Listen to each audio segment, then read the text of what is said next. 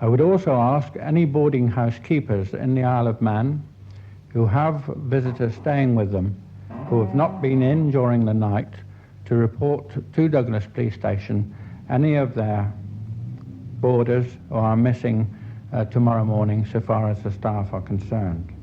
That would be helpful to us. With regard to the identification of people who are dead, this of course will be a very difficult task, and it will probably be several days before this, and perhaps even weeks before this is finally concluded.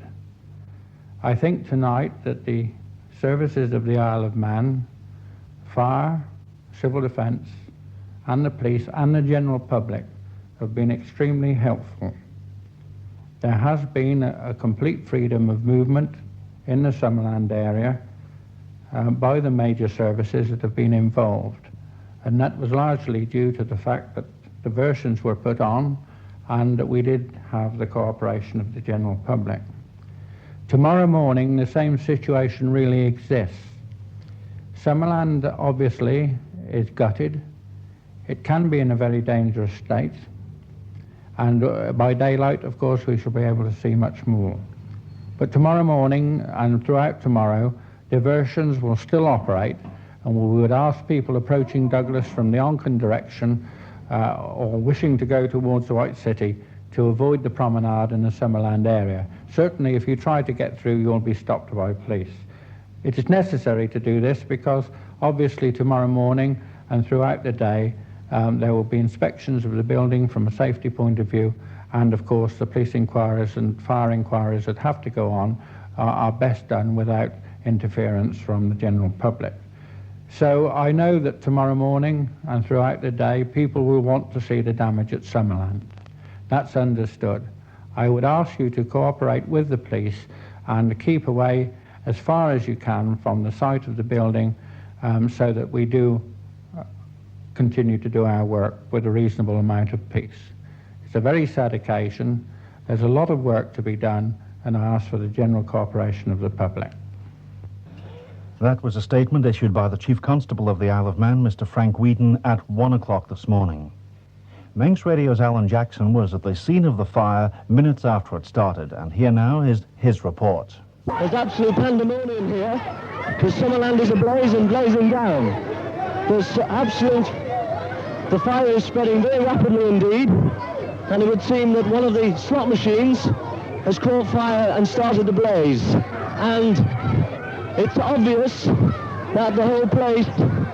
Have you any idea how it started, love? Pardon? Have you any idea how it started? Not at least. No? Would you have any idea, sir? No idea. No idea. You don't know where it started? No. Thank you. Excuse me, sir. Are you an official of Summerland? Pardon? Are you an official here? No, sir. You don't know how it started? No idea what? There's absolute panic here at Summerland. People are running all over the place, and it would seem... Have you any idea how it started, sir? No idea. No? Sorry? A machine outside and the flat concrete roof sorted off. And the machine outside in the concrete roof? It short-circuited. Did it? And the chaps getting the hose pipe out, and I helped them with the hose pipe to get out.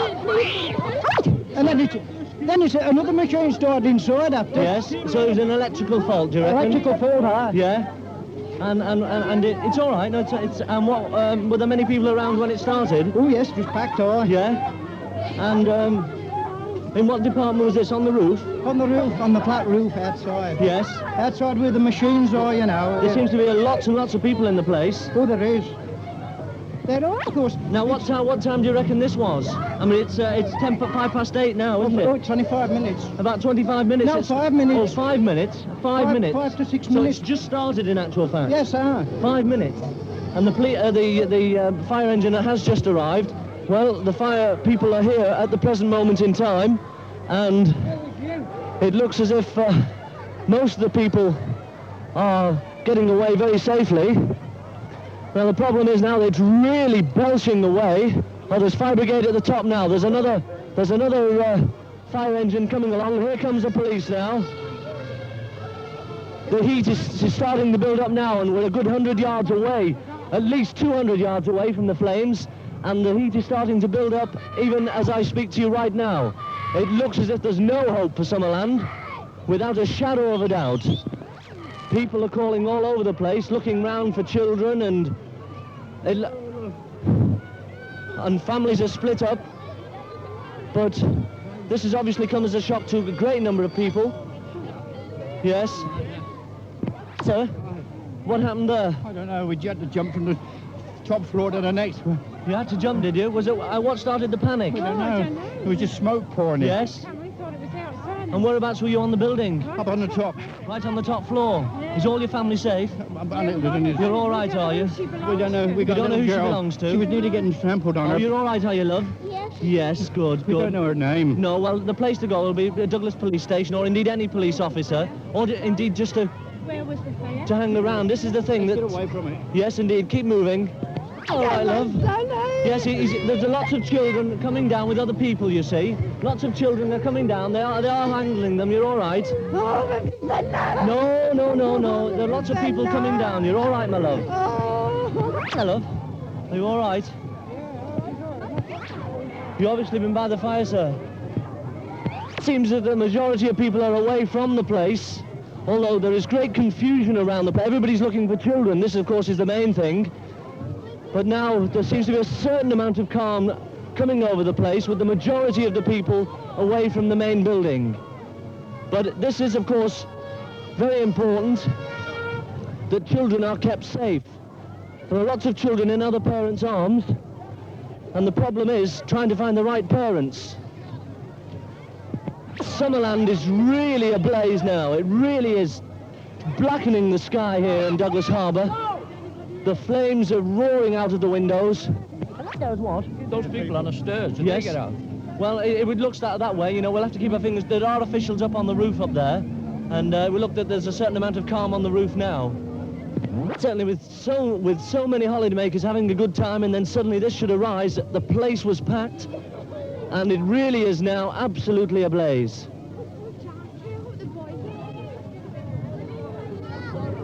As I say, there is a certain amount of calm on the platform stairs going up now. The officials seem to have... All together, away. The officials seem to be in some kind of control, and they are now kind of herding the crowd around, with the police trying to ferry the people around. There are lots of, obviously... There's been a tremendous crash at Summerland, just happened now, and obviously due to the pressure. There are people all over the place, waiting, looking for relatives or friends of people of the family. Certainly Douglas has never witnessed an experience like this before. Summerland, of course, well, tremendous amount of thought and money has been put into the place to bring another type of entertainment to Douglas, and here it is going up in belching smoke, and the smoke drifting across Douglas Harbour. Certainly there's anguish and tears around all over the place, and well, as you can imagine, a great amount of anguish and confusion, with people's eyes flashing all over the place looking for members of their families, people that are still vacant from their families. Arcade. A man ran up with an extinguisher 5 minutes too late. And that's it. Yes, well, what actually caused the thing, this is the problem, They you say see. it was in the Coopers. Yes, well, we've heard, you see, that it might have been a short circuit on the... A shop in there. The first yes. thing we got was our shop. Yes. As long as people are safe, this is the main thing. The people trapped on a ledge. Well, it looks like the officials have got most of the people out. There will obviously be confusion around. You work in the kitchens, do you? No, I don't. I have a shop in there. It's Oh. gone up, the whole lot. Started right in the back corner, eh?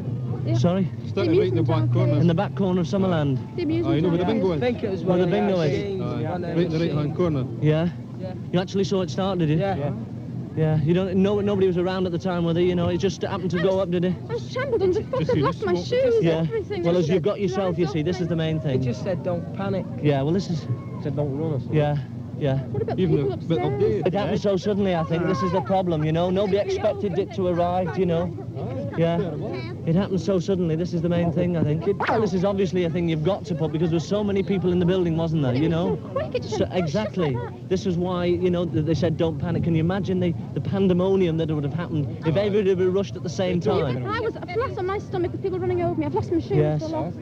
You've got yourself, that's the main thing. There was a kiddie trapped underneath me. He couldn't breathe. Yeah. Well, there's a certain amount of calm that's overtaking the proceedings now. And the place is just a shell. It's been going half an hour, and the place is just a shell. The framework, it's like as if it was made of matchboxes. Thick black smoke still belching over Douglas Harbour, and still shocked faces, obviously, from people who were 1 minute enjoying all the amenities of Summerland, and now this. In half an hour, the place just now simply does not exist. Police officers are directing people from the area itself, of course. There's still tremendous heat from the place, and I'm standing some 500 yards away, at least 500 yards away. And there's shocked faces obviously around, still looking for children and wondering where remainder of families are. You can probably hear in the background the sound of the asbestos roof or whatever the place is made of, I'm not sure. But it's crackling and burning away. And the fire brigade, well, are obviously powerless to stop it. Any fire brigade in the country would, in Britain, would be powerless to stop this, simply because of the speed in which it took off. It spread like wildfire. 1 minute it was a thin stream of black smoke. This was about just before 8. It's now 8:30, and the place is just non-existent. That's how fast the flames spread. And Summerland is a big place, as most of you will know. That special report on last night's fire at Summerland. On the spot reporter was Alan Jackson. And now the rest of this morning's news. New legislation to control the activities of nurseries and child-minded. Will all Summerland staff please report to the Palace Lido at 11 a.m. this morning. Blood donors are now not required. Blood donors are now not required. We now have a police message on Manx Radio. The King Edward Road between Port Jack and the foot of Summerhill has been closed to the general public, and the police announce that no vehicles or pedestrians will be permitted on that stretch of roadway. Traffic is being diverted via Summerhill and Port Jack.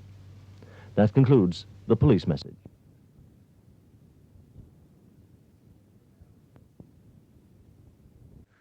This is the Mayor of Douglas. I wish to express on behalf of my council and the citizens of Douglas my deepest sympathy to the relatives and dependents of those who died or suffered injury in the terrible fire at Summerland last night. Thank you. Summerland this morning is a scene of desolation. This normally busy area of the town is absolutely quiet. And as we stand and look up at the former building that was Summerland, it's a spider's web of twisted metal, burnt and charred black. The concrete walls, even they are charred. The police and ambulance services are still here, and the fire services, and work is still going on inside the building. As I say, a quietness has descended on this area that last night, just 8 o'clock, was a blazing inferno with the loss of some 35 lives. The quietness is felt here by everyone. The press, the photographers are standing around quietly and looking at what was this £2 million complex, which, as I say, is starkly outlined against the grey skies, just a twisted web of charred and burnt metal. The services are still standing by. As I say, work is still going on inside, the important work of trying to find out how the fire actually started. It's quiet, it's desolate, and people are really feeling the tragedy that happened here just some 14 and a half hours ago. We will be bringing you further news throughout the day on Manx Radio, and in the meantime, from Summerland, it's back to the studio. The figures are that we have 41 dead, and we have still 29 people in hospital, one man being discharged during the night. The injured consists of adults and children of both sexes. Some are very seriously injured. Some are slight and will make reasonable recoveries. There was one identification carried out during the night, and others will be carried out during today. Many of the 41 bodies are badly burned, and identification visually will be very difficult.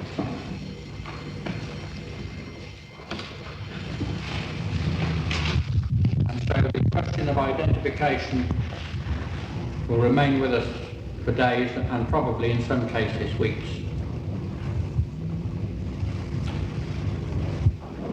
We have received during the night reports of missing persons from boarding houses and hotels, which is basically the same number as the bodies we have at present recovered. The balance is within 2 or 3. At the moment, the Chief Fire Officer, Mr. Pearson, and the Fire Brigade are searching the building for any further bodies that may be there. Forensic experts from the Home Office laboratory at Preston are already here and are in the Summerland, starting their inquiry into the cause of the fire. Pathologists from England will be arriving during the day to assist the Isle of Man doctors in post-mortems of the dead, and to provide, of course, forensic help in respect of future identification.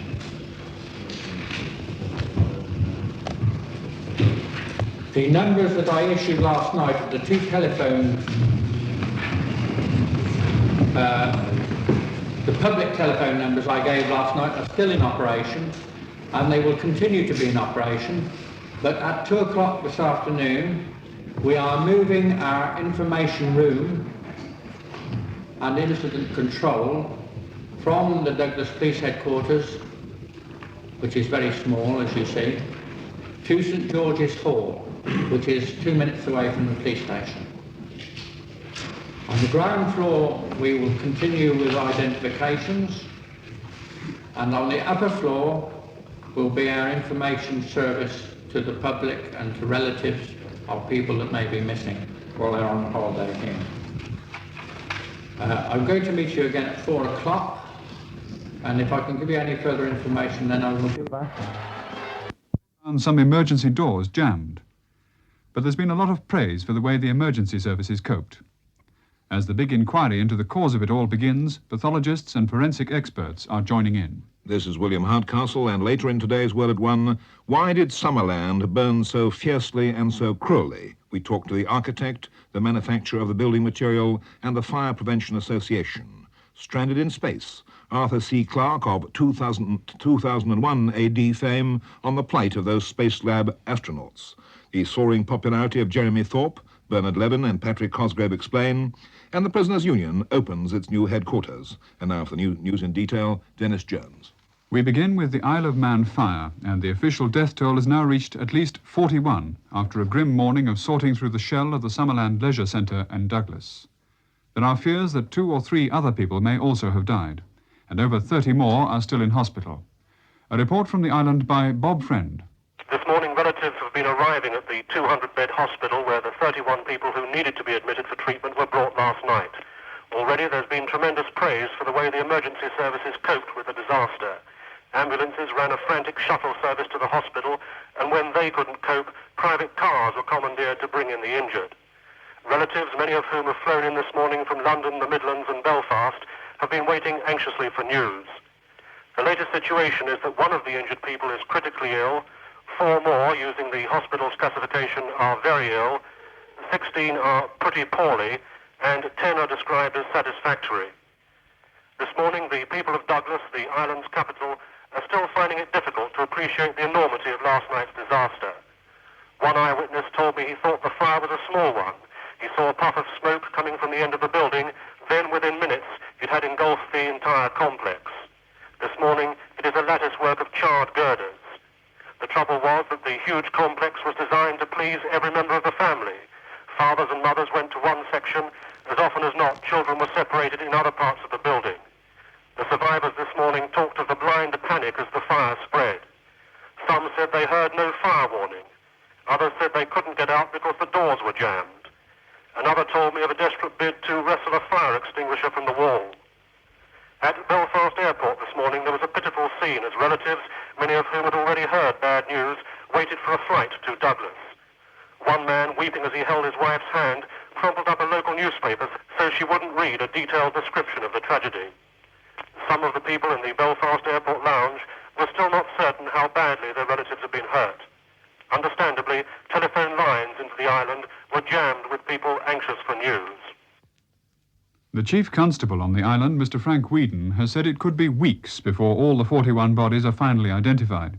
Many of them are very badly burned, and pathologists are flying in to help. The question now, of course, how did it happen? Investigations are getting underway. The Manx government has asked the Home Office to appoint an inspector. And at the Summerland site, firemen are still sifting through the debris. A report now from Nicholas Jones. Forensic experts are also examining the wrecked centre. The principal architect for the building, who comes from Leeds, is on his way, and the local architects have already started an investigation. The firm which built the centre has sent along representatives. At a press conference an hour ago, the Chief Fire Officer, Mr. Cyril Pearson, said the centre was ablaze from end to end and from top to bottom when he arrived. The alarm was raised at 8:01 by a taxi driver who called in on his radio. It was 4 minutes later before the manual alarm was operated at the centre itself, which rings directly at the fire station. Mr. Pearson said it was too early to say what had happened in those 4 minutes. When Summerland was built, it had to meet special fire regulations laid down by the Manx government. It was checked again before the start of each season. Mr. Pearson said the building contained what he described as an awful lot of emergency exits, and there were 3 staircases, one completely enclosed in concrete. There was also plenty of firefighting equipment. The fire was concentrated in the main cabaret area, that's the 4th floor, and on the floors above. That was where the bodies were found. Mr. Pearson refused to answer questions about the safety or otherwise of the acrylic sheeting which covers the outside of the centre. It was far too early to speculate on that, he said. Now, other news. Horror. I'm appalled about what has happened. When one knows of a thing like this happening in your building, I mean, I don't know whether it's possible to imagine how terrible all my partners and my colleagues and myself feel about this. Well, an official booklet about the history of the Summerland Centre said this, and I quote, "With an entertainment centre of this size, fireproofing was another major factor. Nothing could be left to chance. The main structure was ideal, solid, concrete and non-combustible. Acrylic sheeting and internal fittings had to be of the same kind. How do you explain the way the fire spread so quickly?" Well, clearly, I can't explain this. This is the most terrible part about this, because all these considerations were gone into. It's not just by ourselves, but we have to deal with all sorts of authorities, with building inspectors, with fire prevention people from the local authorities. We looked into this not only in our own office here, but also with our colleagues in the Isle of Man. We spent time and discussed in great detail all these problems with the fire officers who work in Douglas Corporation and for the island, and also with Trust House Fortis fire prevention officer, who we spent time with. They're the tenants, or were the tenants for Summerland itself. And of course we also have to deal with the insurance fire experts, and they have very expert people, and we have to satisfy them with all these factors. Now, it's true the roofing was made of a substance called Oroglas, and according to the Egremont scale, it's classified as not fire resistant. I'd rather not answer questions, I'm sorry, on the technical details of these materials, but these materials were gone into with not only these manufacturers, but also the fabricators. A great deal of work's been done with them to choose the most suitable materials, which were supposed to be of what is technically described as a medium to low fire spread characteristic. Nothing is fireproof. Well, reports this morning suggest there were 5,000 people in the Summerland complex, and there's quite a crush as people fought to get out. Yes. Would this suggest to you that it was overcrowded? No, this is not an excessive number. The building is designed to cope with very large numbers of people, and there are more than adequate fire exits available from different parts of the building. There are also reports that the escape exits were difficult to find. Well, this horrifies me, of course, because, again, regulations and the requirements of fire prevention officers and everybody insist that we provide adequate lighting and signs and illuminated signs to all these things, and I'm quite sure they were there. But I don't understand how so much panic happened, of course, in the same way as I don't understand why the fire spread so quickly. One is baffled by these reasons, except to think that perhaps a very large number of the people headed for as an exit for the place where they came in. This is a natural thing perhaps to do, but in fact there are many other exits in the building. Have you designed many other buildings along similar lines as Summerland? There are a number of projects being talked about on similar lines, but there are no completed ones. In Europe, that is. Will you now be reviewing these? Obviously. As was mentioned just now, the roof and outside cladding of Summerland was made from a material called Oroglas, a sort of American version of Perspex. Summerland was the first time it had been used on a large scale in this country.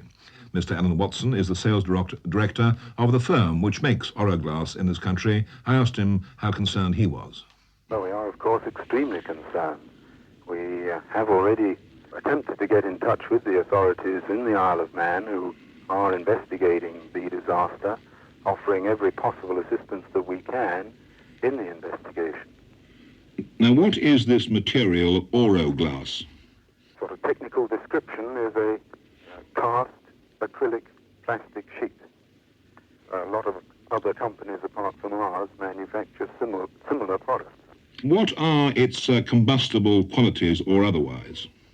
Well, the description that we put in our technical literature about it is that it is classified as a slow-burning plastic, and its combustibility compares with hard woods such as mahogany.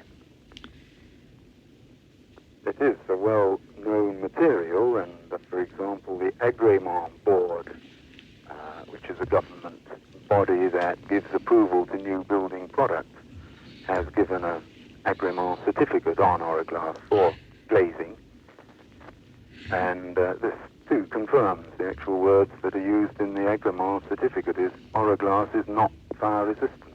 What actually happens to this material when it does catch fire? Does it melt into globs or what? No, it doesn't melt into globs, but depending on the nature of the fire and the way in which it is mounted and the location in which it's held, it can burn in different ways. One of the properties of it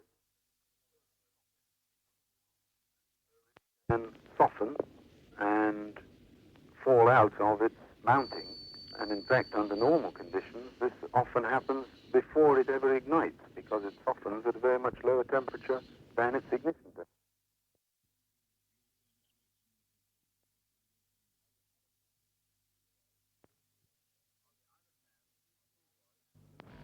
On the Isle of Man, 3 schoolboys from the Liverpool area have told a juvenile court that a cigarette they shared caused the fire at the Summerland Leisure Centre last month.